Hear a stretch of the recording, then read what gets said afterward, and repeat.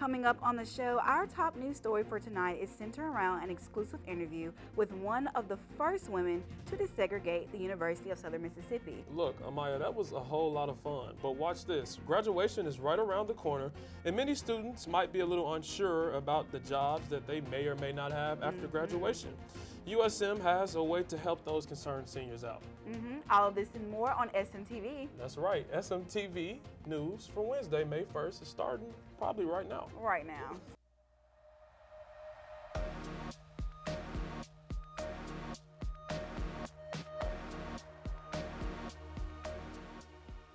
From the Chuck Scarborough Television Studio on the campus of the University of Southern Mississippi, this is SMTV News. News you can use. Hello, USM. Thank you for joining us today. I am Amaya Norman, and here's our top news story. Our very own Bethel Miles had the honor and privilege of interviewing one of the two women who desegregated USM. Yeah, thank you so much, Amaya, and it's a pleasure to be here on our final episode. Listen, to know yesterday's past is to be prepared for today's future. After some extensive research and talking to the right people, I was granted the opportunity to sit and talk with this brave soul about her recollection of her first time being on campus. Now, Ms. Branch has been covered, right, through interviews, talks, and even written pieces. But in this part one of a three-part series, I wanted to show that the past isn't always as far away as we think. One of the South's most predominantly diverse campuses. Today, I'm going to take you on a journey where I sit and talk with the woman who desegregated our school and is also a pioneer in our community. I just want to say thank you, because without you, I wouldn't be here, Mama, so thank you so much. And so soon after I gave her her flowers that she so truly deserves, we took the first stop in our adventure and ended up at Kennard Washington Hall. And here's what she recollected about Kennard. They sent him to jail for 7 years hard labor. And in fact, they charged him with stealing 100-pound bags of chicken feed, which he did not do. And that's a whole nother story that some of it we can discuss and some of it we can't. He always parked out on the service road. So why didn't they put that marker on the service road? Raylani's memory is just as strong as her will and fearlessness, which I learned more about at our second stop, Bennett Auditorium. Listen to how she depicts some of her first moments on campus. Is it way different? Have things changed a lot, or is it No, the same it's exactly the same. It's exactly the same? Same. I mean, it's been renovated, but the basics are the same. I can imagine you walk in this door and it's all eyes on you, huh? Oh, yes. Sat right there on that row. Our bodyguard sat behind us.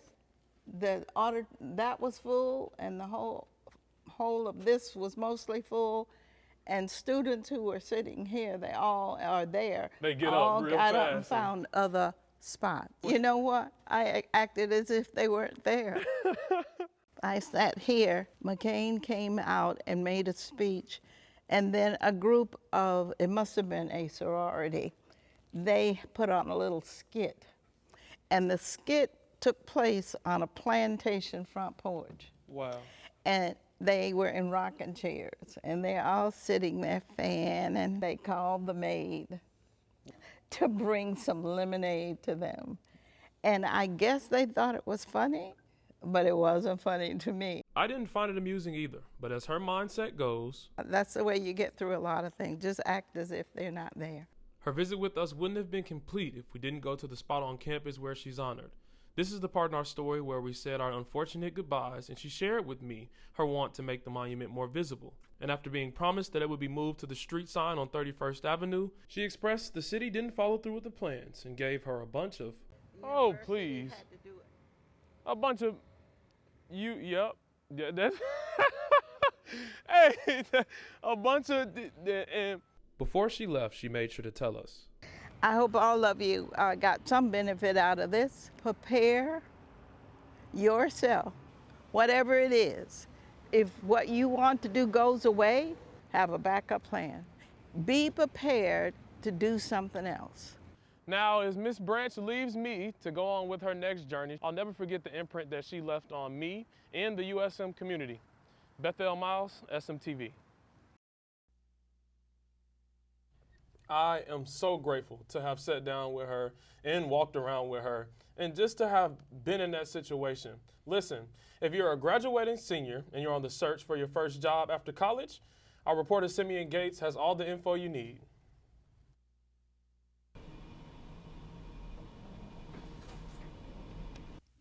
As the school year winds down, most seniors have to face the problem of finding their first job. This year, a report found that a graduate's first job out of college made a significant impact on their future career. About half of college graduates are underemployed within a year of graduation. But 79% of graduates who land a job out of school remain employed 5 years after graduation. USM offers many resources to help students early in their career path. Seniors who still need help with career prep can reach out to Career Services, whose resources are available to them before and after graduation. Here's career counselor Andrew Hatch. Hopefully you weren't the type of senior who just went to class and went back home, but you were more somebody who got out, did stuff, met with new people, experienced new things, because that type of things, those types of experiences are going to be things that employers are going to want to look for in their applicants. Of course, not all students have the same path. Here is senior Heather Broom on what her post-graduation plans look like. I decided to continue to grad school, which I wasn't planning to originally do, because I felt like the trajectory of personal growth and professional growth that I've been on as an undergraduate here is still continuing, and I don't want to end that. No matter what your path is, if you are a senior, you can reach out to Career Services for help and resources. And remember to finish strong. Simeon Gates, SM2 News.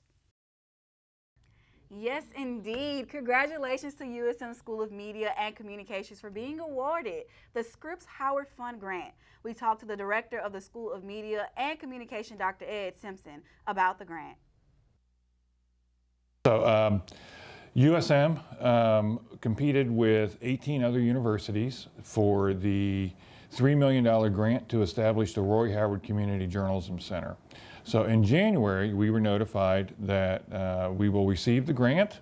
We received the executed contract this week, and we are very excited to say that the center will be open, we hope, by mid-December of this coming school year.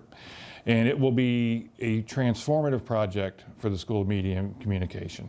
So we will have several professional journalists working here on the first floor of College Hall in the Roy Howard Community Journalism Center.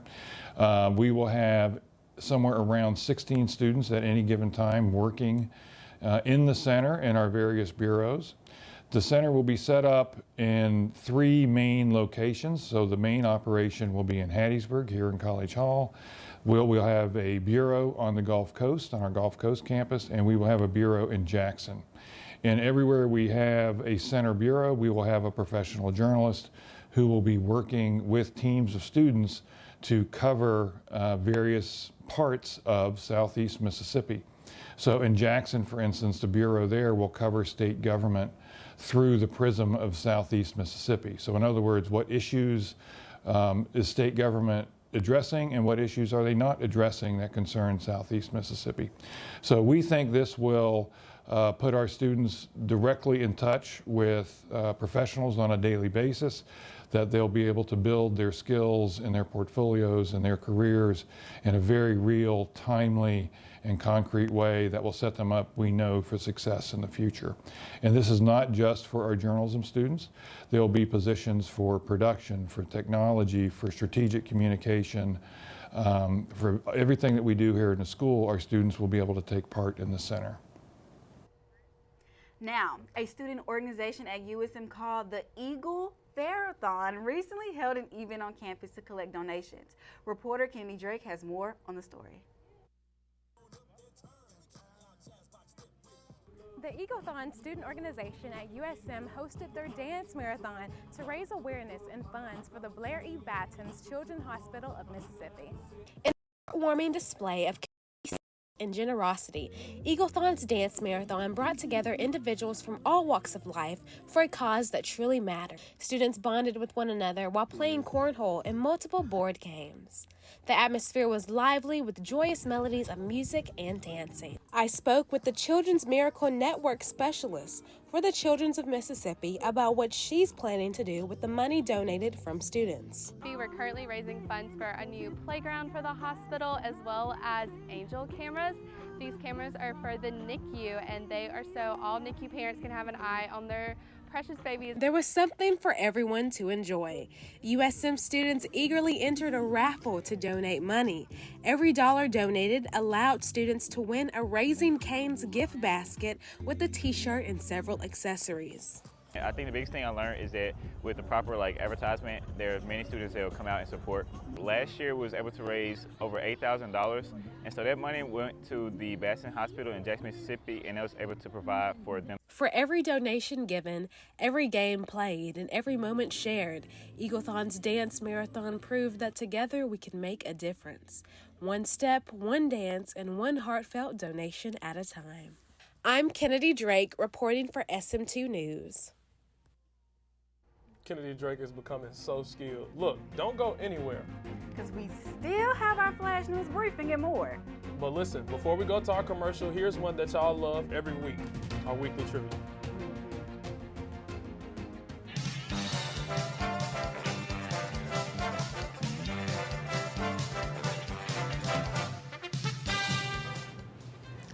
Swimming.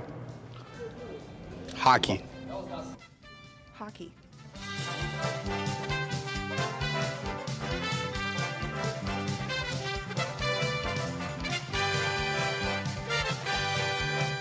McDonald's.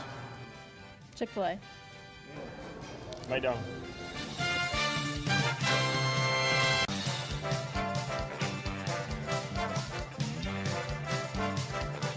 Because they're happy. Have fun. Party. Happy.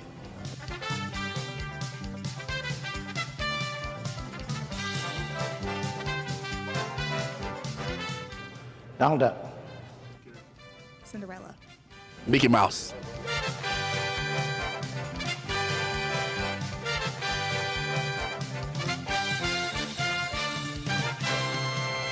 Full of holes.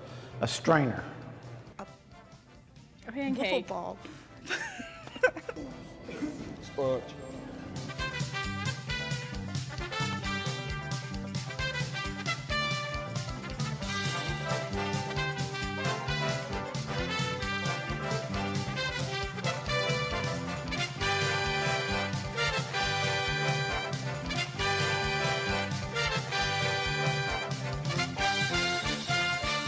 Save the date, Saturday, May 18th, Armed Forces Day, from 10 a.m. to 2 p.m. at Town Square Park, downtown Hattiesburg. Join us for Vet Fest 2024, where we will showcase veteran-owned business and veteran-served providers. We will have bounces for the kids, musical entertainment, and special giveaways. The Jackson VA Mobile Health Clinic will be on site.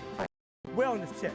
This is a family event for all ages. Bring your chairs and help us support our veterans. Vet Fest 2024 will be hosted by your local DAV Chapter 62.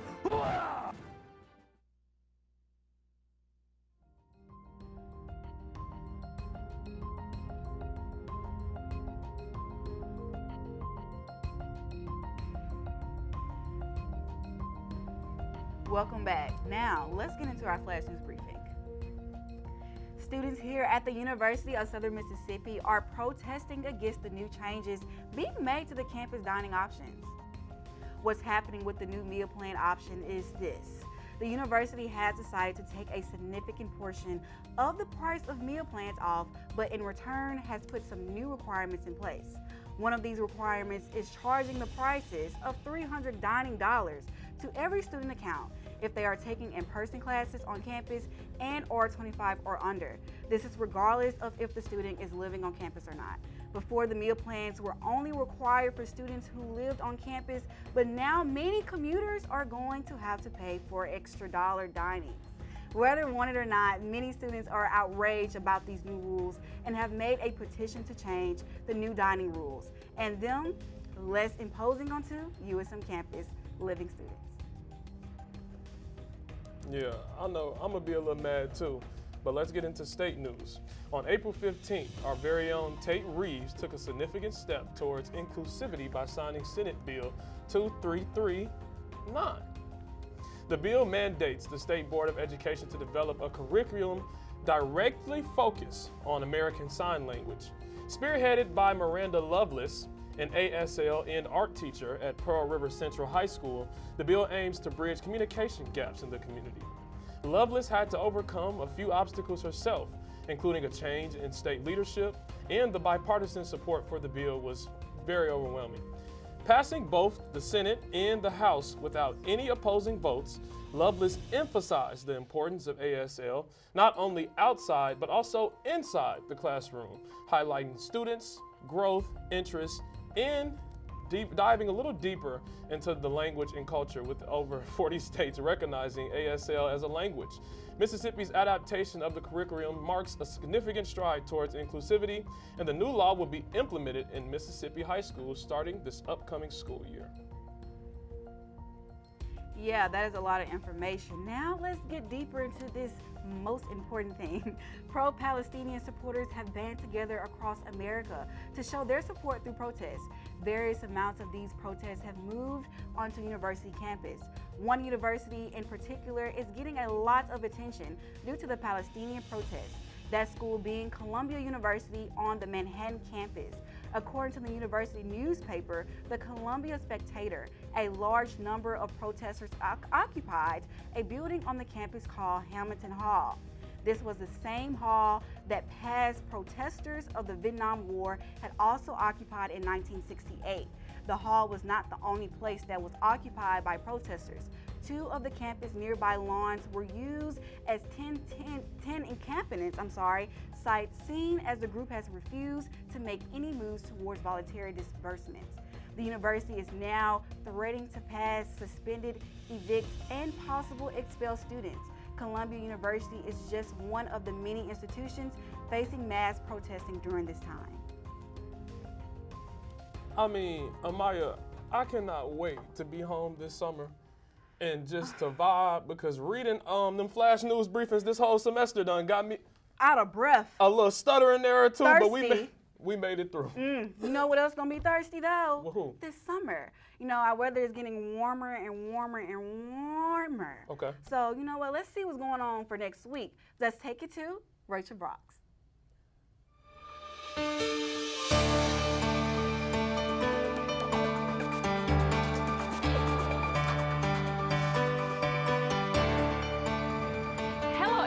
I'm Rachel Brox, and welcome to your SMTV Weather Report. We're going to start off our weather report with Thursday's forecast. Thursday is going to be a partly cloudy day with a high of 87 and a low of 65. Although there are going to be clouds, don't expect any rain to come with it, because the rain chance for Thursday is only at 9%. With Thursday's forecast over with, now we can move on to the rest of our 5-day forecast. Starting off with Friday, we will see partly to mostly cloudy skies, paired with a high of 86 and a low of 65. On Saturday, there will be cloudy skies with a high of 88 and a low of 64. Next, on Sunday, there will also be partly cloudy skies, except this time with a high of 86 and a low of 63. And to wrap up our 5-day forecast, Monday will bring us mixed sunshine and clouds, along with a high of 87 and a low of 63. Now, many of the days for this week are covered with clouds. Does that mean we'll see some rain? Let's head to our rain chances to find out. Friday starts us off with a 34% chance of rain, predicted with scattered showers and possible thunderstorms. Moving on to Saturday, there will be a 37% chance of rain, including afternoon showers or thunderstorms. Sunday, there will be a 51% chance of rain with thunderstorms ahead. And Monday rounds out the forecast with only a 24% chance of rain, and there are going to be many showers and storms this week, so be sure to grab an umbrella before heading out. And this concludes the end of our SMTV Weather Report for this season. Thank you so much for joining me, Rachel Brox. And until next semester, remember, whether rain or shine, be weather wise. Peace out, Southern Miss.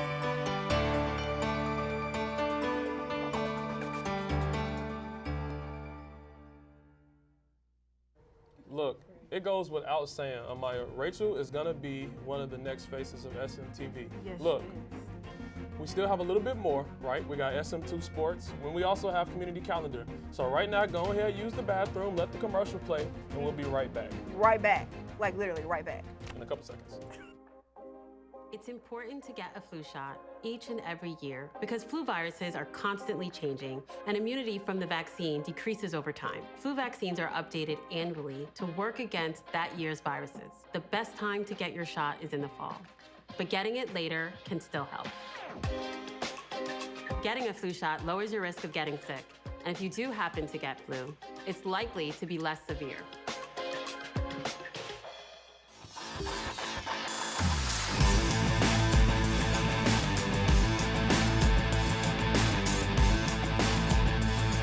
What's up, y'all? I'm Gary Calhoun. I'm here at the Rock for a special edition of SM2 Sports. I'm here to talk about the draft. Let's get right into it with the most questionable pick of the draft being Michael Penix. Now, the reason it's questionable isn't because of talent, isn't because of will. It's because the Falcons just signed a quarterback in Kirk Cousins to a major deal. And honestly, if I'm him, I'm taking that as a slap in the face. Now, Michael Penix, he's a good quarterback, don't get me wrong. But the only problem is he's a left-handed quarterback in a predominantly right-handed quarterback system. Everybody lines up to the right, tight ends, dump off passes. Your best receiver's gonna line up to the right. So when he's gonna have to roll out, it's gonna be a problem. Now, for our offensive line, you have 5 guys, left tackle, left guard, center, right guard, right tackle. For his weak side will be a right tackle. Any other quarterback in the league, their weak side is gonna be a left tackle, probably the highest paid in the league, people like Trent Williams, Slater from the Chargers, which we're about to get in the Chargers in a minute, signing Joe Old. But back to Michael Penix, it's just, it might work out, it might not. We'll see in preseason training camp. Maybe Kirk will mess up, he'll get a shot in week 4. But on to Joe Alt, and talking about tackles, that was a great pick. He honestly, if it wouldn't have been for Caleb Williams, Jaden Daniels, he probably would have went top 2, top 3 in the draft. The kid's good. He has a skill set, 6'9", 365 pounds, moves almost like a linebacker in my opinion. And with the Chargers' depth at left tackle and right tackle, he can play both. He can play a little bit of guard. We've seen him do that. It's going to be a great pick for him. Staying in the same division as Joe Alt, Brock Bowers, the 13th pick. This kid's going to be a certified first ballot Hall of Famer. It's going to be happy. But did the Raiders need him right then? Yes and no. They need a quarterback. Their quarterback right now is Gardner Minshew. Now, I know Minshew's had great, but they need a quarterback right now, a quarterback of the future. Now, you could wait for next year to get Shador Sanders, Jalen Milroe, but right now is the best time, especially with your other division opponent being the Chiefs signing Xavier Worthy, who is the fastest player to ever touch an NFL field. And I'm not a betting man, but I'm willing to put he's better than Chris Johnson, Tyreek Hill, even John Ross in terms of speed. Man ran a 4.21 at the combine, has some of the best hands in this class. It's going to be a problem. It's going to be Tyreek Hill 2.0 for the Chiefs, and they'll probably get another ring. This has been a special edition of SM2 Sports Draft Recap, and unlike Mr. Irrelevant, I'll be back. See y'all later.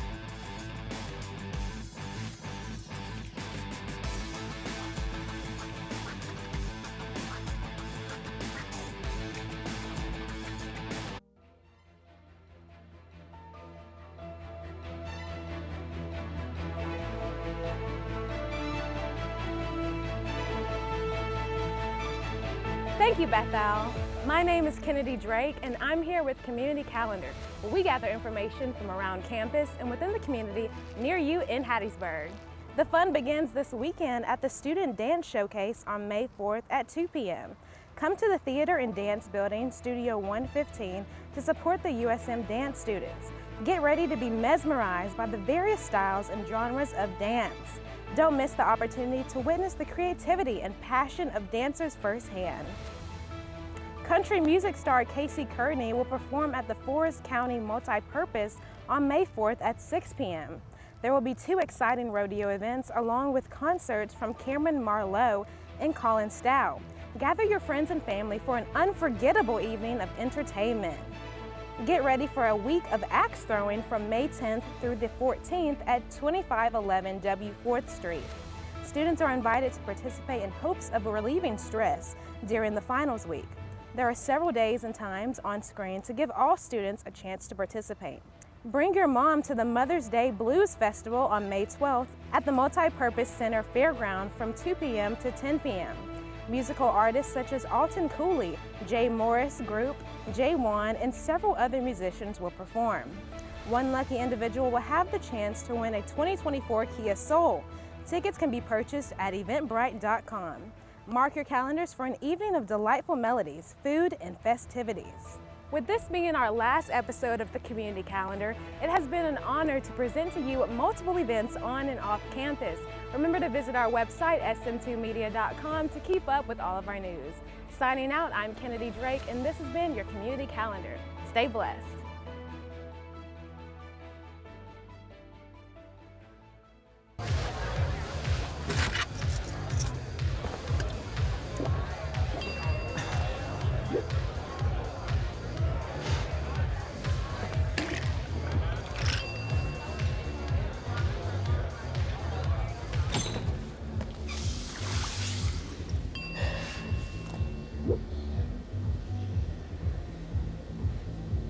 If you need to do something to feel okay to drive, you're not okay to drive. Don't drive buzzed. What's up, guys? On this YouTube video, we're gonna go watch Challengers. Not YouTube. What's up, guys? On this episode of SMTV, we're gonna go watch the movie Challengers, man. Tune in for more. This is SMTV. This is SMTV Cinema.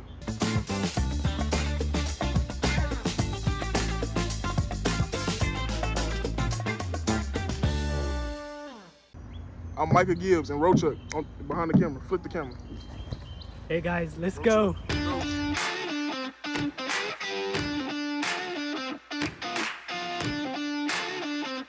So we just arrived to the Grand 18, and how you feeling?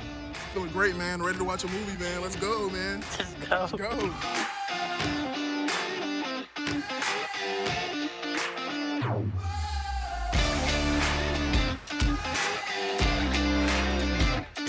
We just got done watching it, so I'm still trying to process it, but yeah, but man, that was a great movie. That was a great movie. It was intense. There was a lot of things happening.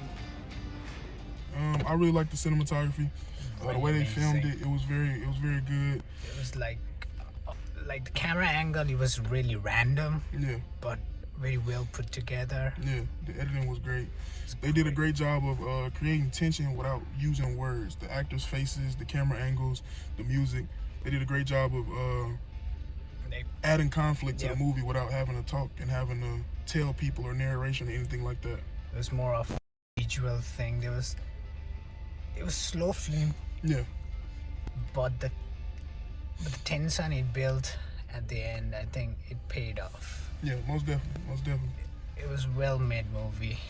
You should definitely go and watch. Yeah, most definitely. 10 out of 10, 2 thumbs up. Definitely go watch the movie.